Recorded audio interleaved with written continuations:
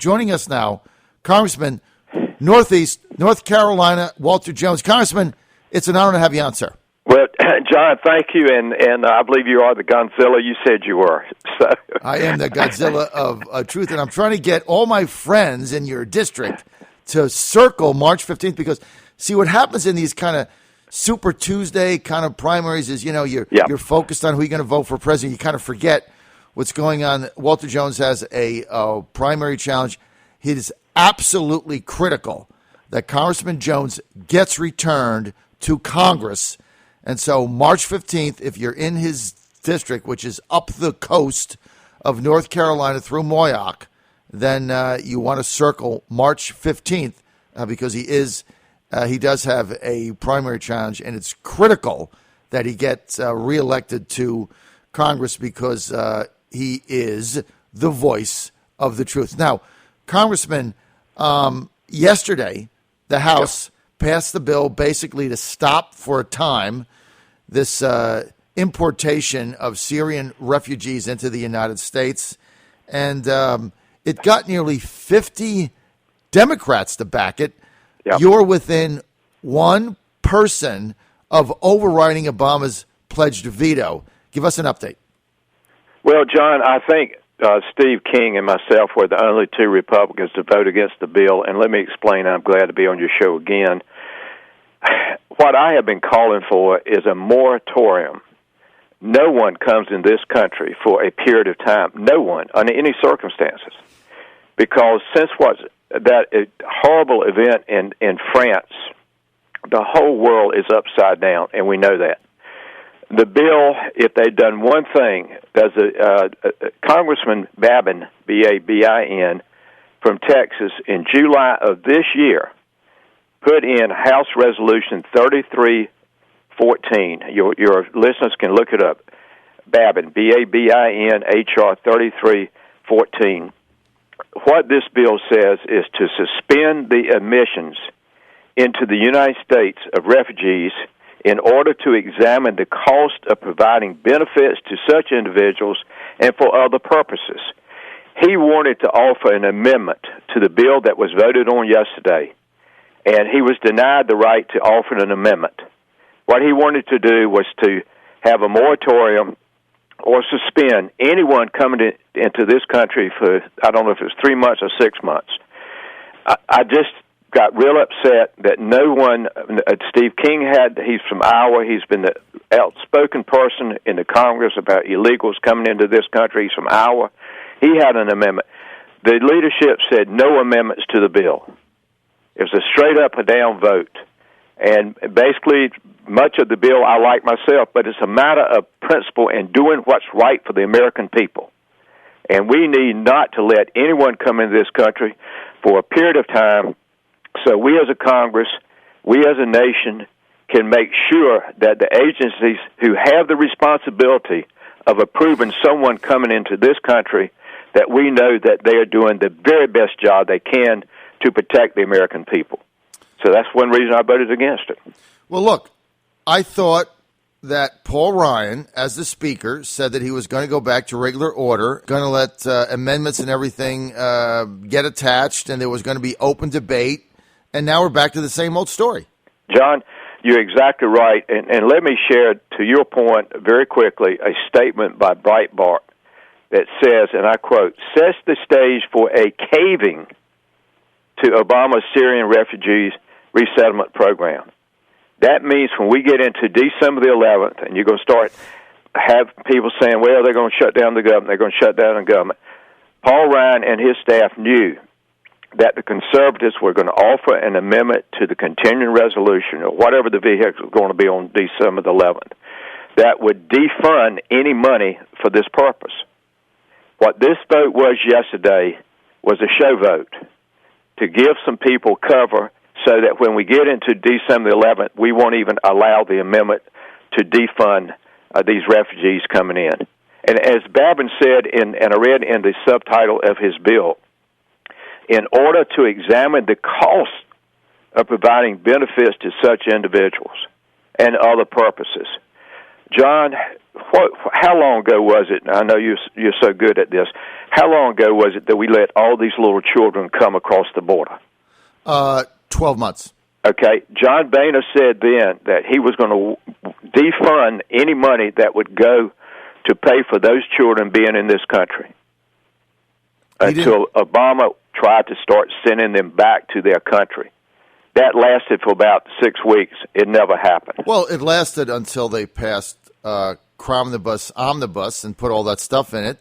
And then remember, they passed that, and they all got on my show, Congressman, every one of them got on my show and said, well, we can't shut the government down. And the big fight is coming in January in February, we're going to defund the DHS. That's the fight. That's what we're going to do. Have a good holiday. Yeah, we passed this thing. We got to keep the government open. We got we just won an election. But when DHS comes up, we're going to defund it all. Okay? DHS came up. It came. It went. They did nothing. That's right. It was another lie. It was another bold-faced lie. Well, see, that's why I appreciate being on your show, because I get so frustrated with how the Congress does not keep its word to the people of the 3rd District, but the people of America.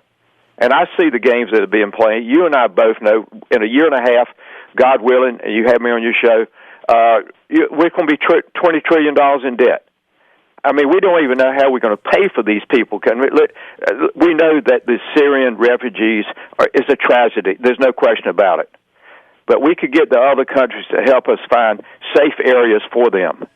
But this bill yesterday, in my opinion, it did a little bit of good, but all it was a show vote so we could go ahead and pass a continuing resolution and give Mr. Obama any amount of money he wants to take care of the problem. That's what's wrong with this country. Well, and one other quote very quickly from Heritage Action. Provides no leverage, for Congress to weigh in and relies solely on President Obama's appointees to carry out the new vetting process. Congressman, look, let's just be honest with each other, okay? Sure. You nailed it. Yesterday's vote was a show vote. It's like a show horse, okay? Right. Because at the end of the day, Obama's going to veto it. It doesn't mean anything. Ryan, as you said, is not going to allow an amendment to defund this program to the overall funding bill, so that's going to get squashed. They're going to turn the argument into shutting down the government, which Republicans can't never win that argument, right? I mean, we can predict all this. In fact, it isn't even interesting. It's so easy to predict. It's not even interesting to me because you know exactly what's going to happen. You nailed it. I didn't hear him last night, but somebody emailed me and said that Mark Levine was very upset by the bill and the vote yesterday, and knowing that it's a game. It's a game. That the American people and your listeners and the people of the 3rd District, they deserve to have a Congress that is honest with them. And what would have been wrong? Let me even say this. If people can figure this thing out, because really we didn't have to have a vote this week. We could have waited after Thanksgiving. Right. We could have waited probably till Christmas. But no, this was to make a point and to show the people, to fool the people, I'd rather say, that we're doing what needs to be done, right. and then we give Mr. Obama all the money he needs to get him over here over the next couple of years. Right. I just don't know. Right. I mean, that's exactly it. Because, and I had, who did we have on yesterday? Courtney, we were talking about this. I had Congressman Ridgel on, 2nd District. I had Barbara Comstock, Republican, 10th District. We asked them both point blank, if you're serious, Obama's going to veto it. You're not going to override the veto in the U.S. Senate no matter what. You're not going to get 2/3 there. Done, okay? Probably it didn't even get to his desk to get vetoed because they're going to block it in the Senate because of this stupid 60-vote cloture rule.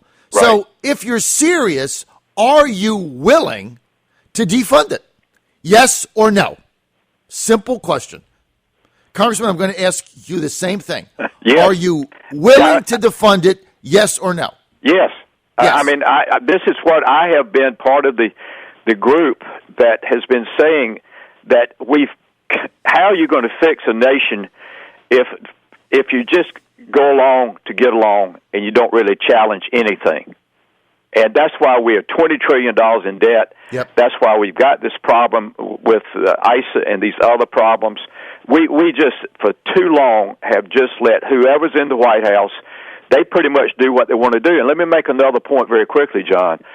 I have been pushing for a debate on the floor of the House with other members of Congress to have a new authorization of military force called AUMF. Right. And Mr. Ryan said yesterday, I was incensed when he said, well, we don't need to have a debate. The president has the authority given to him in 2001 and 2002. Well, how about those young men and women in uniform that go overseas and get shot and killed?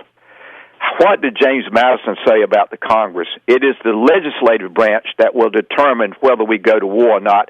The legislative branch will vote. And here we are giving all this authority to President Obama. I wouldn't care if it's a Republican. We're giving all this authority for him to do what Congress should be doing. And that's the same thing on the refugees problem. That's all we did was kick the can down the road. Yeah, there's some good in the bill that passed yesterday, but it doesn't do what needs to be done. It's a show bill. You're exactly right. I want to give credit to our Democratic Senator Tim Kaine from Virginia, who has been aligned with you, Congressman, on this AUMF for some time. He's been on my show 100 times. He's going absolutely berserk over the fact that what he says is basically what we have right now with Obama and the military is the King's Army. He just sends troops wherever he wants. That's right. There's no accountability from Congress. There's no declaration of war. There's no authorization. It's the King's Army. He wants to send people to fight Boko Haram. He does that. He wants to send 50 people ops in Syria. He does that. No authorization. Violation of the constitutional system of the United States. And Republicans are standing by, like Paul Ryan, and saying, well, he has the authority. No, he doesn't. No, he doesn't, and the senator's right, and you're right. The Constitution says that Congress will vote and declare war. It does not say that the president can declare war. Right. And these AUMFs are nothing but a chicken way not to deal with the Constitution. Totally. Got it right there. But look, at the end of the day, here's what's going to happen. Okay? It's so easy to predict, as I said. It isn't even interesting to me. Okay, you're right. It's not even fun to do. It's like saying the Patriots are going to beat the Titans. That's not interesting to me. Here's the bottom line. They passed the bill. If it gets to Obama's desk, which it isn't, okay, he's going to veto it. That's the end of it. It dies. Then all the Republican congressmen that voted for this can hold up a piece of paper and say, well, I was not, I tried to stop it. Okay? But the only way to stop it is by defunding it, and nobody is willing to do that. In fact, the speaker is taking that opportunity off the table. How does this make any sense? Well, John, this is where you had two members of Congress, and they're very fine people, on this is why I am very outspoken about the fact that we have advocated our responsibility given to us by the Constitution to a president. And this goes way back before even, I think it goes back to maybe even George Bush. But this is the point. Congress has allowed itself to be neutered. It's what's happened because we're not willing to fight anymore. Right. Our leadership's not going to fight, and you've already made that point. And you're exactly right. We will pass a CR. I would not vote for it because what it's going to do is give Mr. Obama about everything that he wants, and then, as you said, it happened a year ago with the crumb of this bill. We just move into January, February, and it just keeps going on and on until we get somebody in that White House that would do what has to be done to get this country straight.